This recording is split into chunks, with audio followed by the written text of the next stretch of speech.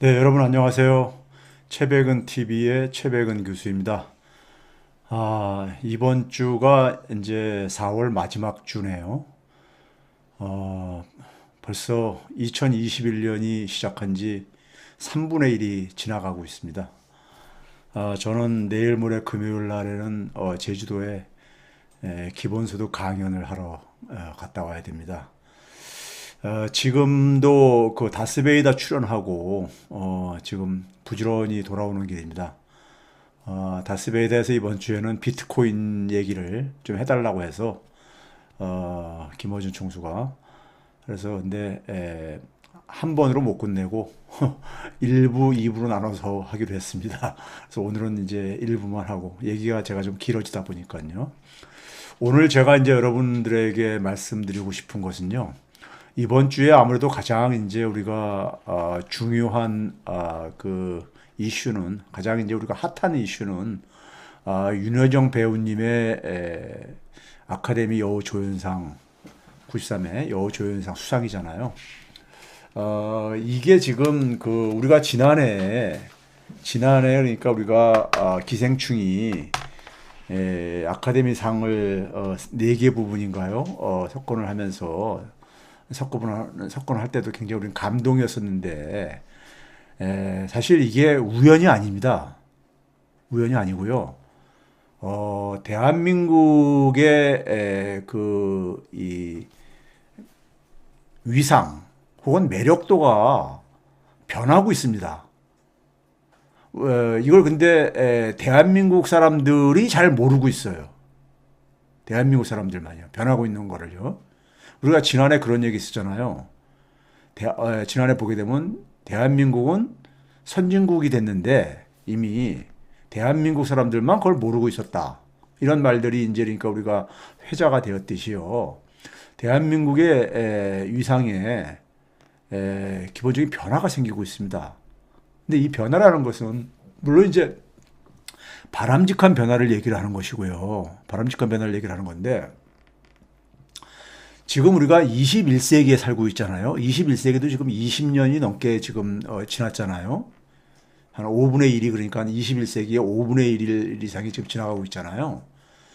20세기의 선진국들이 20세기의 선진국들이 21세기에 더 이상 리더 국가들이 되기가 어려워지고 있습니다. 예?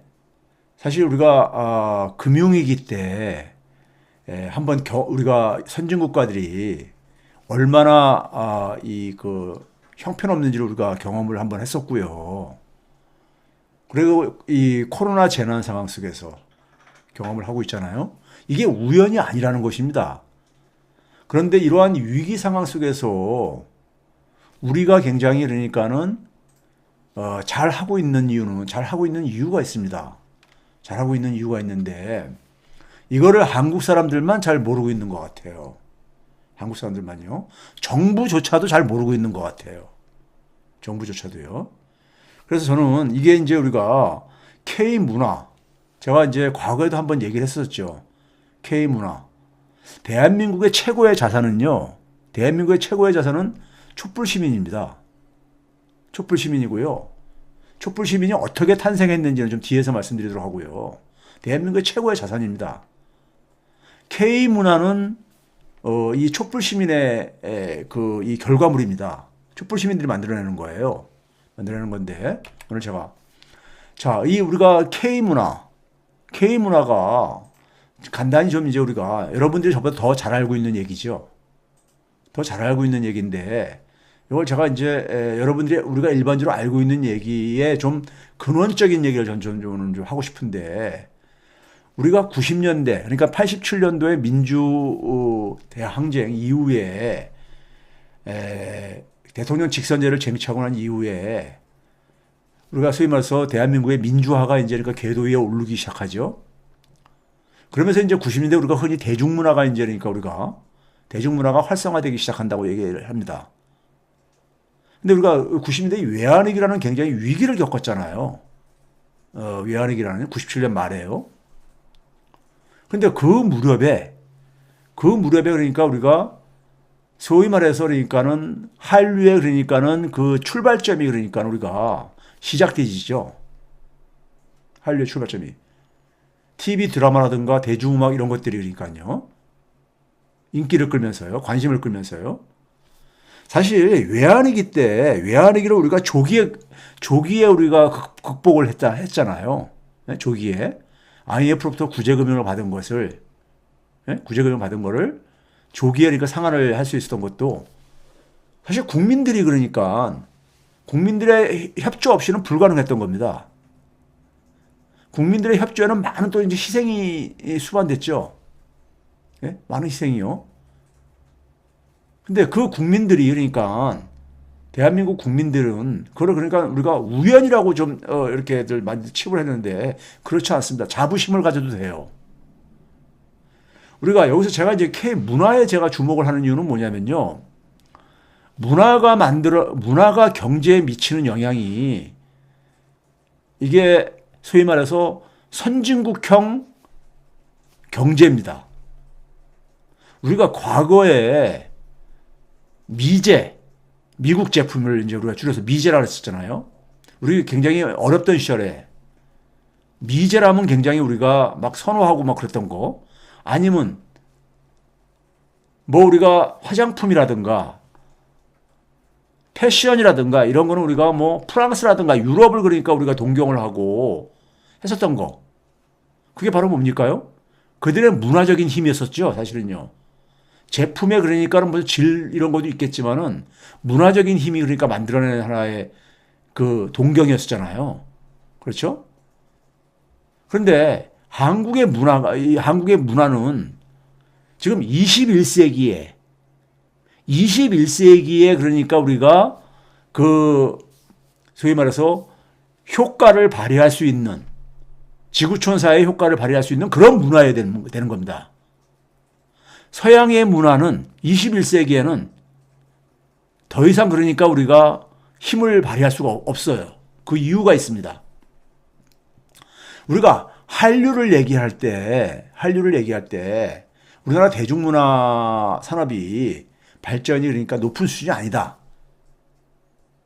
뭐 제작 환경도 굉장히 열악하고 뭐 이런 얘기도 많이 하고 그리고 우리나라의 소위 말해서 이 문화 상품들이 해외에서 많이 그러니까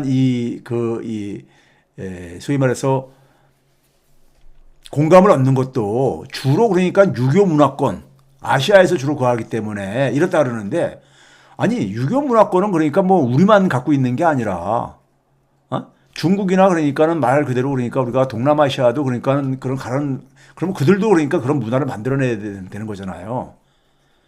근데 그런 걸 넘어서서 그러니까 우리가 좀 주목을 해야 될 게 있습니다. 우리 한국 K 문화의 원천은요. 저는 이제 민주주의 이게 서로 연결되어 있는데 그리고 개방성. 우리는 당군 할아버지 때부터요.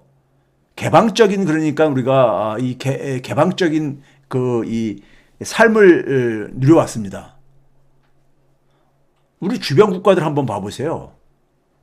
우리가 뭐 우리는 그러니까 주변 국가들하고 연결을 안 할 수 없는 그런 지금 반도 국가라든가 뭐 이런 얘기도 하지만은 예? 그렇죠?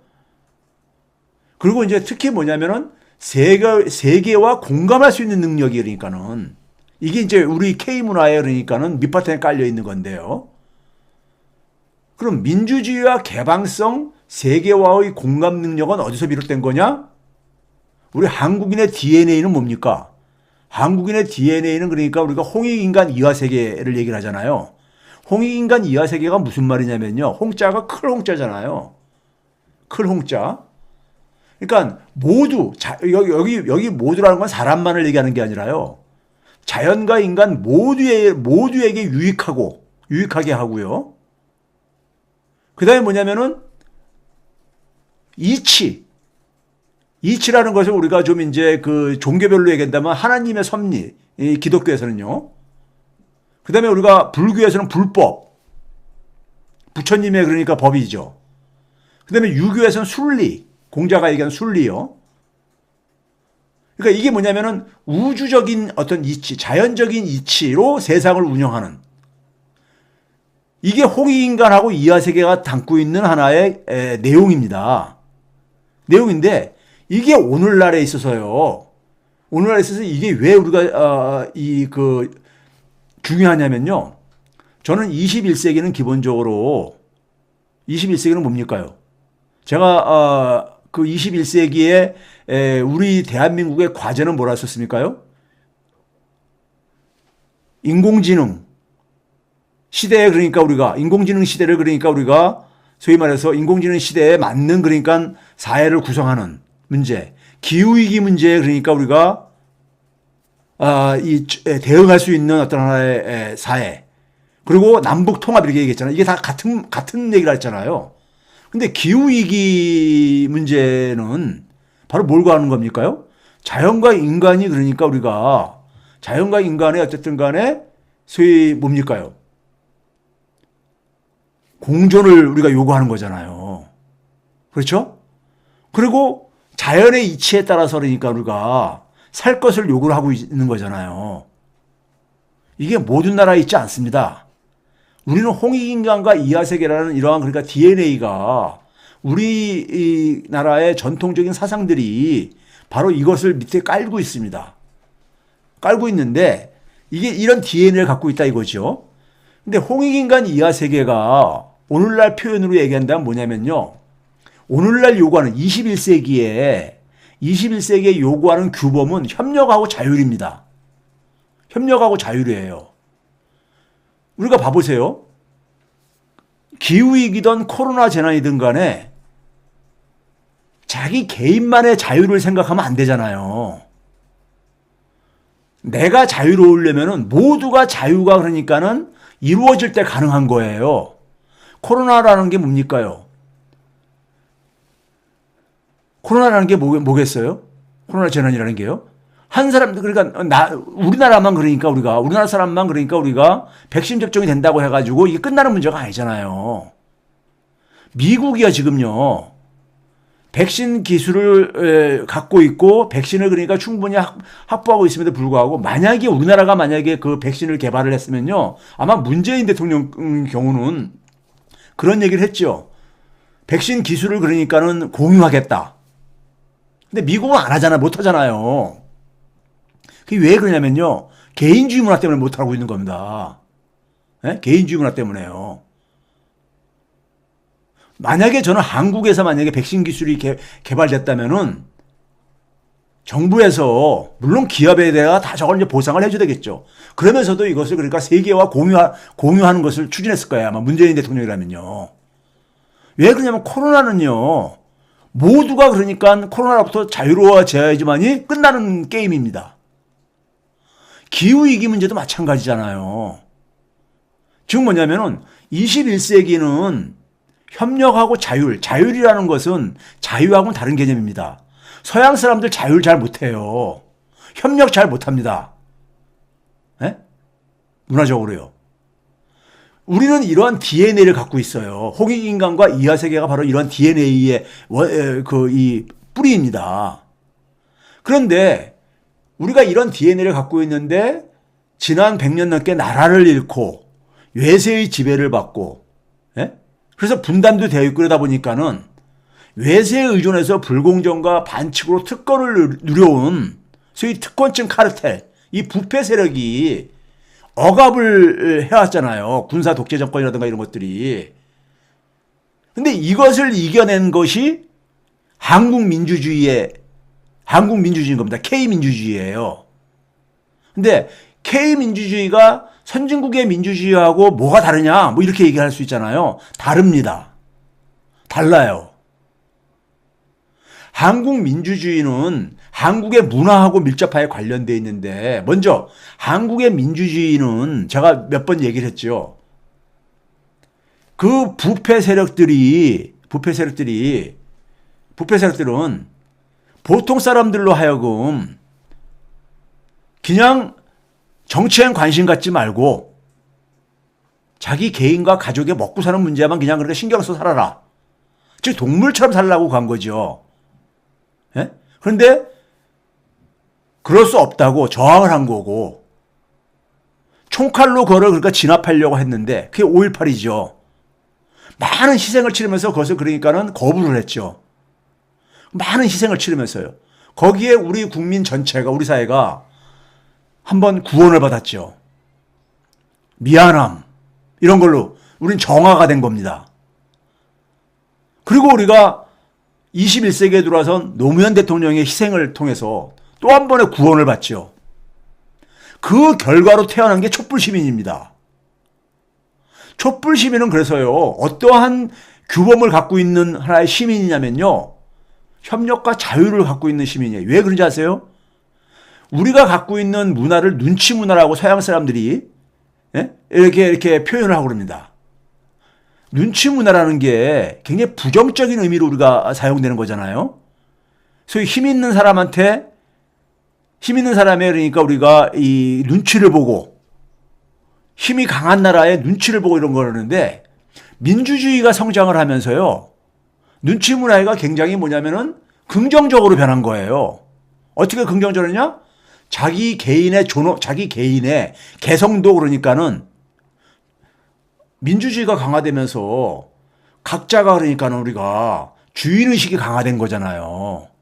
예? 주인의식이. 우리 대한민국은 민주공화국이다.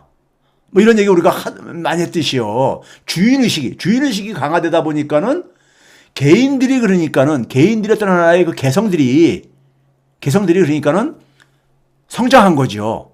그런데 눈치가 거기에 결합된 거예요. 눈치는 뭡니까요? 상대방을 배려하는 거죠. 상대방을 배려하는 겁니다. 그러니까 개성도 있으면서 서양 사람들이 개인주의 문화가 개성이 강하잖아요. 개성을 강조하잖아요. 그런데 서양 사람들은 뭐냐면 눈치라는 게 이런 게 없잖아요. 그러니까 상대방을 배려하는 게 없잖아요. 근데 우리는 거기에 상대방을 배려하는 것까지 있어. 그러다 보니까 우리는 협력과 자율력이 나타난 거예요. 협력과 자율 규범을 갖추게 된 거예요. 이 힘이 지난해부터 지금까지 K방역의 원동력인 겁니다. 솔직히 지금 우리가 600명대 700명대 확진자가 계속 발생하고는 있지만은 다른 나라의 외국에 비하면은 굉장히 잘 대응을 하고 있는 겁니다. 지금 외국은 다시 그러니까 4차 유행이 지금 급속도로 번져가고 있잖아요. 그래서 우리가 K방역으로 경제 회복이 지금 주요 국가 중에서 가장 빠르게 진행되고 있잖아요. 뒤에서 보여드릴 텐데. 그리고 이 K문화로 경제 구조의 변화 가능성이 보이기 시작합니다. 이걸 정부나 전문가들 누구도 이거를 파악을 못하고 있어요. 자, 우리가 실제로 보게 되면요. 지난 10년 동안에 선진국가 중에서 유일하게 민주주의가 향상된 나라로 평가를 받고 있습니다. 우리나라가 상위 10%에 드는 국가예요. 민주주의 수준이요. 예? 우리만 그러니까는 지난 10년 동안에 민주주의가 개선된 나라로 얘기를 하고 있습니다. 미국하고 일본보다도 우리의 민주주의가 훨씬 더 앞서 있어요. 미국은 상위 10에서 20%에 속하고 있어요. 일본과 미국조차도 민주주의가 후퇴하는 상황 속에서 우리는 민주주의를 그러니까 더 향상시키고 있는 나라라고요. 예? 그게 바로 민주주의라는 것은 기본적으로 그 나라 시민들의 역량입니다. 대한민국 시민들이 소위 촛불 시민의 이 힘이에요. 이거는요. 대한민국 촛불 시민이 대한민국의 민주주의를 그러니까는 향상시키고 있는 겁니다. 대한민국은 쫙 봐보세요. 17이잖아요. 저 북유럽 국가에 그러니까 작은 나라를 빼놓고는 큰 나라 중에서는 영국과 프랑스 정도가 우리보다 앞에 있고 바로 앞에 있고 일본과 미국 같은 캐나다 이런 나라들은 다 밑에 있잖아요. 예? 심지어 오스트리아, 유럽에 그러니까 우리가 선진국가라고 하는 캐나다, 일본, 미국보다도 우리가 훨씬 앞에 있잖아요. 예? 대한민국 촛불 시민들 자긍심을 가져도 됩니다. 인구가 5천만이 넘는 나라 중에서는 예? 독일, 영국, 프랑스 정도 다음으로 우리가 민주주의의 그러니까 이 출발점이라고 하는 영국, 프랑스하고 우리가 비슷한 수준인 거예요. 수치가 봐보세요. 0.8, 반올림하면 0.8이 되는 비슷하잖아요. 자, 우리가 경제 규모가 10위입니다. 10위. 10위요. 전 세계에 한 200여 개 국가가 있잖아요. 10이면은요, 대단한 겁니다. 여기 나머지 9개 나라 봐보세요. 전부 다 우리나라보다 인구가 많은 나라들이에요. 인구가 많은 나라들이잖아요. 미국도 3억 5천만 명, 중국은 한 14억 명, 인도도 한 13억 명, 일본도 그러니까 한 1억 5천만 명. 예? 다 우리나라보다 인구도, 캐나다만 빼놓고요. 캐나다만 빼놓고 우리나라보다 다 인구가 많은 나라들입니다. 그런데 여기서 보게 되면 선진국가라고 한다면 중국과 인도는 제외하잖아요. 중국과 인도를 제외한 8개 국가 중에서 주로 선진국가라고 얘기하는 나라 중에서 우리나라가 제일 먼저 코로나 재난 이전으로 그러니까 경제가 돌아갔습니다. 지금 1분기 기준으로요. 2019년을 100으로 놨을 때 우리나라는 올해 1분기에 100.4, 100을 돌파했어요. 근데 미국은 아직 돌파를 못했고요. 98.9고요. 일본도 97.7이고, 예? 영국은 90.7이고요. 예?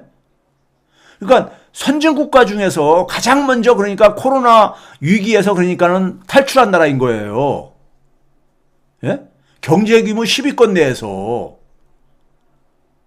이거 대단한 겁니다. 외국에서는 대단하다고 봐요. 대단하다고 봅니다.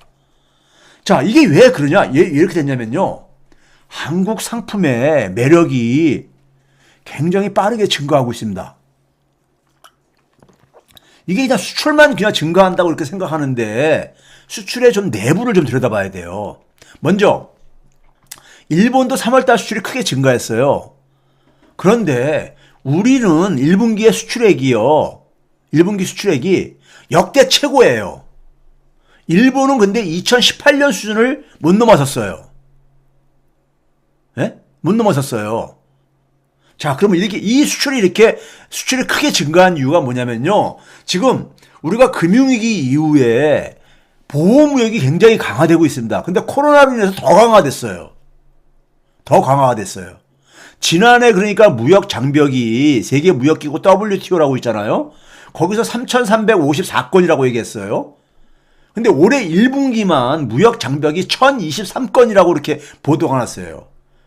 이걸 4로 곱하게 되면은 4,000건이 넘는 거잖아요. 올해 4,000건 넘게 그러니까는 무역 장벽이 그러니까는 생길 거라는 얘기예요. 그러니까 무역 장벽이 갈수록 강화가 되고 있습니다. 이런 상황에서 우리가 그러니까는 굉장히 지금 왜 이렇게 수출이 잘 되고 있느냐? 이걸 좀 주목을 해야 되는데요. 여기에 중소기업의 역할이 두드러지고 있다는 얘기입니다. 중소기업의 역할이요.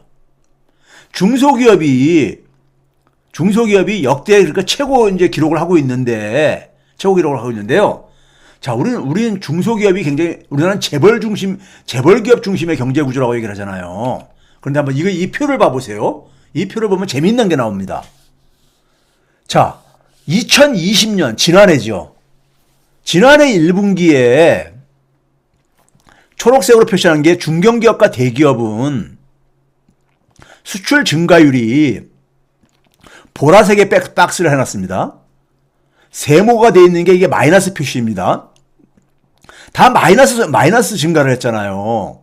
중견기업하고 대기업은요. 마이너스 1.2, 마이너스 3.3. 대기업이 저렇게 마이너스 성장을 하면요. 과거에는 중소기업도 마이너스 성장을 하게 돼 있어요. 왜 그렇습니까? 우리나라 중소기업은 대기업의 하청 협력 구조를 갖고 있다 보니까는, 예? 중소기업이 수출이 안 되게 되면 그 어려움을 중소기업에서 떠넘기거든요. 그런데 지난해는 코로나 상황 속에서도 중소기업은 수출이 증가했어요. 1.7%로요. 중소기업이. 그래서 올해까지 보니까는 코로나 재난이 있기 전인 2019년을 100으로 놨을 때 중소기업이 한 14% 성장을 한 거고요. 중소기업은. 우리나라 경제가 그러니까는 한 0.4%가 성장을 했는데 2019년 대비해가지고 경제 전체가요. 근데 중소기업이 14%가 성장을 했어요. 대기업은 한 8.6%가 성장한 거고요. 그러니까 중소기업의 성장이 그러니까 굉장히 두드러진다 이거예요. 더군다나 코로나 재난 상황 속에서도 증가를 했어요. 그러면 이거 우리가, 예? 왜 코로나 재난 상황 속에서 어떻게 중소기업이, 대기업은 그러니까는 수출이 곤두박질 치는 상황 속에서 어떻게 성장을 했는가? 이거 궁금하지 않으세요? 자, 중소기업의 새로운 출구가 만들어지고 있습니다. 혹시 사업하시는 분들 혹은 창업하려고 하시는 분들 같은 경우들은요, 오늘 여기에 잘 주목을 해보세요. 우리가 중소기업들이 주로 그러니까는 중소기업의 수출을 주도하는 게요, 소비재입니다. 소비재인데 뭐냐면 특히 한류하고 연관된 소비재예요. 한류. 지금 무슨 얘기입니까? 화장품, 의류, 패션. 우리가 문화라는 건 뭐예요? 사람들의 삶의 방식이 문화잖아요. 네? 삶의 방식이잖아요. 그러니까 주로 사람이 살면서 소비하는 것들. 우리가 과거에 프랑스의 패션, 프랑스의 화장품, 이런 것들을 우리가 굉장히 동경하고 우리가 그걸 많이 그러니까 선호했듯이 대한민국의 제품들에 대해서 해외에서 관심이 증가되고 있는 거예요. 왜? 대한민국 드라마나 영화를 보면서 대한민국 사람 따라하기가 생기는 거예요. 대한민국 따라하기가요. 자, 봐보세요. 화장품 같은 경우는 증가율이 268%예요. 의류도 83% 이상 되고 있고요. 예? 거기다 뭐냐면 누가 K푸드 얘기인데 이 화장품 봐보세요. 화장품은 엄청나게 빠르게 증가하고 있습니다. 과거 그러니까 프랑스 제품을 우리가 여성들이 많이 선호했던 거나 비슷한 이런 게 한국에 대한 한국 사람들 따라하기인 거예요, 이게요. 한국 사람들에 대한 매력이 굉장히 증가하고 있는 겁니다. 더군다나 제가 주목하는 게, 자, 한국 사람 따라하는 데 속에서 따라하는 데는 음식도 빼놓을 수 없잖아요. 그러니까 K푸드의 상징이 바로 김치잖아요. 김치가 역대 최대 수출을 가고 있어요. 이거를 일부에서는 건강식품으로 이렇게 가는데, 건강식품은요, 저기 남미라든가 중남미에도 많습니다. 아니, 저기 아프리카 이런 데도 많아요. 근데 한국의 김치가 이렇게 소비가 느는 거는요, 한국 사람들 따라하기입니다. 한국의 문화를 소비하면서 한국 사람들에 대한 소위 동경, 이런 게 작용을 하고 있는 거예요, 지금요. 그러면 제가 아까 이제 사업하시는 분들 어디다 초점을 맞춰야 되냐면요, 우리나라 그러니까 그 다음에 무슨 뭐 드라마든, 우리나라 그 다음에 유명한 그러니까는 이 대중 가수든 간에 이들이 그러니까는 이 공감을 얻어내고 있는, 이들이 그러니까 소비하는 것들에 되게 그러니까는 이들을 통해서 그러니까는 보여줄 수 있는 거, 이런 데 되게 초점을 맞춰보세요. 사업 잘 될 겁니다. 자, 그래서 지금 뭐냐면요, 중소기업이 이렇게 그러니까 문화의 힘으로 중소기업이 한국 경제를, 그러니까 한국의 수출을 그러니까 상당히 큰 기여를 한다는 점에서, 더구나 소비재잖아요. 과거에 중소기업은 뭐였습니까? 대기업은 주로 제조업 제품이잖아요. 거기에 부품이나 중간재를 공급하는 게 중소기업의 역할입니다. 근데 중소기업이 소비재에서 그러니까 약진을 보인다는 얘기는 대기업에 대한 의존도가 줄어드는 겁니다. 대기업에 대한 의존도가요. 그리고 중소기업이 소비재의 경쟁력을 확보하게 되면요, 고용 창출도 굉장히 늘 수가 있어요. 이게 굉장히 바람직한, 선진국가들이 되게 이런 모양인데, 문제는 왜 21세기에 미국 문화, 유럽의 문화가 아니라 K문화, 한국 문화가 이렇게 세 개가 열광을 하느냐. 문화라는 건 뭐겠어요? 우리나라 영화가 많은 해외에서 호평을 받는 건 뭐겠습니까? 먹히는 이유가 뭐겠습니까? 공감을 얻어내고 있는 겁니다. 공감. 예? 그렇잖아요. 공감을 얻어내고 있는 거죠. 예? 그게 어디서 오는 거냐? 이거예요. 예? 그게 K문화의 원천이 아까 했듯이 홍익인간하고 이화세계, 이 DNA 뿌리가 민주주의가 발전하면서 이게 다시 살아나는 거예요. 예? 우리 몸속에 있는 DNA, 홍익인간과 이화세계라는, 이게 민주주의가 발전하면서 이게 다시 살아나는 거예요. 이건 제가 국뽕 얘기하는 거 아니에요, 이거요. 예? 이거 얘기하는 거 아닙니다. 지금 21세기는 뭐냐면은 모두에는 그렇게 아까 버렸어요. 사람뿐만 아니라 자연.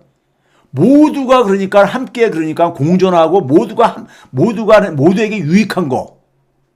이게 먹히는 이 시대예요. 그리고 자연의 이치를 가지고 그러니까 살아야 되는 시대예요. 우주의 이치를 가지고 살아야 되는 시대고요. 거기에 필요한 규범이 뭐냐? 협력과 자율이라 이거예요. 근데 그거는 K문화에만 있습니다. K문화에만 있어요. 그래서 이 K문화가 민주주의를 가지고 살아나면서요. 이런 지금 경제 구조의 변화를, 이게 산업정책의 결과가 아닙니다, 이거. 산업정책의 결과가 아니에요, 이거요. 정부가 그러다 보니까 이걸 제대로 분석을 못하고 있어요. 예? 우리나라 젊은 사람들 창업가 하려면요, 문화하고 연결해서 창업해야 됩니다. 대한민국 문화하고 연결시켜가지고 창업을 해야 돼요. 예? 여기에 길이 있습니다. 자, 이 연장선에서 한번 봐보세요. 국가 파산 가능성. 우리나라가요, 이게 CDS 프리미엄이라는 게 있습니다. CDS가 뭐냐면요, 신용 파산 스왑, 크레딧 디폴트 스왑의 약자인데, 파생 금융 상품인데, 정부가 채권을 우리가 금융상품은 다 그러니까 우리가 위험성이 있잖아요. 예? 위험성이 없는 상품은 없습니다. 위험성이 없는 상품은 없어요. 현금도 위험성이 있죠. 환율이 매일 변하니까요. 근데 국가가 발행하는 채권은 그래도 상대적으로 안전한 상품이잖아요. 상대적으로 안전하다는 얘기지 위험성이 없다는 건 아닙니다. 그러면 사람들은 그 위험성을 우리가 회피하기 위해서, 위험성을 대비하기 위해서 되게 뭐합니까? 보험에 들잖아요. 그러면 금융상품의 위험성에 대해서, 금융상품이 손실을 봤을 때를 대비하기 위해서 만든 상품이 CDS라는 상품입니다. 쉽게 얘기하면요. 지금 뭐냐면 한국 정부가 발행한 채권에 대해서 한국 정부가 돈을 그러니까는 상환해 줄 능력이 없어져 버렸어요. 과거 외환위기 때처럼. 그러면 돈을 못 돌려받을 게 아니겠습니까? 파산하게 되면요. 그럴 때 근데 한국 정부의 채권을 보증하는 CDS라는 상품이 만들어져서 이게 거래가 되고 있어요. 그걸 자기가 샀으면은 자기는 그 피해를 다 보상받을 수가 있는 거예요. 우리가 보험이라는 게 그렇잖아요. 운전자 보험, 생명보험, 화재보험 이런 것들이요. 근데 그 값이 얼마냐면요. 여기 지금 수치가 CDS 프리미엄 수치가 BP입니다. BP 단위가. 1BP가 0.01%입니다. 왜 그러냐면은 국제적인 금융거래는 워낙 규모가 크다 보니까는 0.01%부터 계산을 해요. 그러니까 지금 한국이 20.495잖아요. 예를 들어서 20이라고 하면은요, 0.2%라는 얘기입니다. 0.2%라는 얘기예요. 20bp이기 때문에요. 우리나라 정부가 발행한 것은 그러니까 우리가 거기에 대해서 보험을 들고 싶으면은 0.2% 정도 더 가산금리를 더 내면 된다 이거예요. 네? 0.2% 수수료를 내면 된다는 얘기예요. 근데 미국이 제일 낮죠. 미국은 0.09, 우리보다 절반도 좀 안 되죠. 두 번째가 독일 0.1 정도 되는 거고, 영국도 0.11. 예? 그리고 오른쪽에 호주가 0.16 정도. 그 다음에 일본. G7 국가 중에서 우리나라는요, 프랑스, 이탈리아, 캐나다보다도 더 낮습니다. 즉, 시장에서 우리나라 정부가 파산할 가능성을 굉장히 낮게 보는 거예요. 굉장히 낮게 보는 겁니다. 예? 이거를 기재부에서는 이런 얘기는 안 하죠. 예? 우리나라가 그러니까 이 국가 채무 비율이 증가해가지고 걱정한다 이런 얘기만 하지. 근데 그렇다면은 CDS 프리미엄이 굉장히 높게 파산 염려가 있으면 높게 형성돼야 돼요. 자, 시간 없어서 이거 두고 가고요. 자, 그 다음에 이제 우리나라가 지금 경제 규모가 10이라고 했잖아요. 10이요. 경제 규모가 10이라고 했죠. 근데 지난해 10위가 바로 앞에 있는 나라가 어디냐면 9위가 캐나다예요. 9위가 캐나다인데 맨 오른쪽에 보시게 되면은 격차가 13억 달러뿐이 안 됩니다. 그러니까 우리가 잘하면은 캐나다도 제칠 수가 있는 거예요.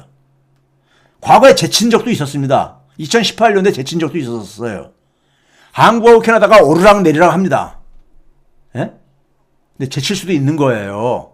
예? 그럼 9위로 우리가 10위 안으로까지 진출할 수가 있는 거예요. 우리나라가 역대 정부에서 보시게 되면요. 10위에 들어간 때가 노무현 대통령 때하고 노무현 정부 때하고 문재인 정부 때. 노무현 정부 때 2번 들어갔고요. 문재인 정부 때도 2번 들어갔습니다. 이명박 박근혜 정부 때는 그러니까는 10위 안에 들어간 적이 없어요. 예? 10위 안에 들어간 적이 없어요. 세계 GDP 순위가요. 근데 우리가 올해 9위로 진입을 하려면은 어떻게 되느냐. 자, 올해 1분기에 우리가 경제를 뚜껑을 열어보니까는 2019년을 100으로 했을 때 GDP가 100.4, 0.4%가 그러니까 이제 더 돌파한 거예요. 2019년 수준을 돌파한 거예요. 그런데 각 부문별로 보니까는 민간 소비만 회복이 안 되고 있어요. 민간 소비만 5.5%가 아직도 그러니까는 2019년 수준보다 낮아요. 이게 바로 전국민 재난지원금 안 줘서 그렇습니다. 선별만 해서 그런 거예요. 예? 그래서 가계 소비를 살리면은 우리 캐나다를 앞질릴 수 있습니다. 예? 가계 소비 살리면은 가계가 지금 부채가 많아가지고 그리고 코로나 상황 속에서 굉장히 더 부채도 많이 증가하고 그래가지고요 소비를 못해요 가계가요. 업종별로도 보게 되면요, 자 봐보세요. 업종별로도 보게 되면 운수업이 가장 타격을 많이 본 걸로 나오고요. 그 다음에 이제 뭐냐면 영세한 자영업자들이 많이 집중되어 있는 도매, 소매, 숙박, 음식업. 이게 집중적으로 타격을 보인 게 오른쪽에 빨간 박스로 보이죠. 2019년을 100으로 놨을 때 저거 기준입니다. 예? 제조업 같은 경우 100이 다 넘었잖아요. 근데 금융업 봐보세요. 금융업만 2019년 대비해서 12% 이상이나 소득이 증가했어요. 이거 왜 그런 거예요? 정부가 재정을 안 풀고 은행에서 대출 받아가지고 견디라고 이렇게 했으니까는 이렇게 돈벌이를 한 거예요. 코로나 재난 상황 속에서도 금융은. 제가 이게 왜 그런다 했었어요? 모피아 논리가 지배하고 있기 때문입니다. 금융자본의 이익을 대리하는 모피아들이 그러니까는 있기 때문에 이런 양극화가 벌어지는 거예요. 어떻게 코로나 재난 상황 속에서도 금융은 소득이 12% 이상이나 증가합니까? 예? 소득이 어떻게 12% 이상이나 돈을 벌어요? 예? 지금 운수업 같은 경우는 거의 그러니까 우리가 20% 가깝게 줄어들었는데, 예? 그렇죠? 이거는 정부가 이런 식으로 기재부가, 예? 기재부의 정책 실패의 결과예요. 자, 한번 봐보세요. 문화부문, 우리가 흔히 말해가지고 문화 분야에 종사하시는 분들 굉장히 어려웠잖아요. 실제로 그래요. 한 2조 원 정도가 그러니까 소득이 감소해서 2019년에 비해 가지고요. 운수업은 한 2조 7천억 원 이상 감소했고, 도매 소매는 그러니까 2조 3천억 원 정도 감소했는데 금융부문만 한 3조 2천억 원 소득이 증가했어요. 금융부문만. 예? 이런 양극화가 더 심해지지. 어려운 사람은 더 어려지고. 예? 자, 그 다음에 이제 우리는 그러니까 우리 내부의 경제 적폐들만 그러니까 우리가, 예? 모피아들만 우리가 통제를 하면은요, 우리나라 경제 지금 해외에서 굉장히 지금 그러니까 우리의 이 국가의 이상이, 나라의 이상이 지금 굉장히 올라가고 있는 상황입니다. 나라 이상이 올라가고 있는 상황 속에서 내부에 그러니까 우리가 이 문제만 조금 더 우리가 정상화시키면요, 우린 진짜 선진국이 21세기에 가장 대표적인 선진국으로 부상하는 겁니다. 부상하는 거예요. 시민들은 준비가 되어 있는데, 과거 유산, 우리가 대통령만 바꿨지, 예? 많은 그러니까는 과거 군사 독재 정권 시절 때 권한이 집중돼 있었던 예? 검찰, 기재부 이런 부분들은 전혀 그러니까 우리가 개혁을 못했던 거예요. 그래서 이런 부분만 개혁을 하게 되면요. 진짜 21세기에 새로운 선진국가로 우리나라는 부상할 수 있습니다. 새로운 선진국가로요. 자긍심 가져도 돼요. 우리나라가 지금 대외적으로 우리나라의 위상이 높아지는 거는 누구 힘? 촛불 시민의 힘입니다. 그래서 제가 촛불 시민을 존경하고 사랑하는 거예요. 어떻게 존경 안 하고 어떻게 사랑 안 할 수가 있어요. 예? 대한민국 국민임을 그러니까는 이 자긍심을 갖게 해주는데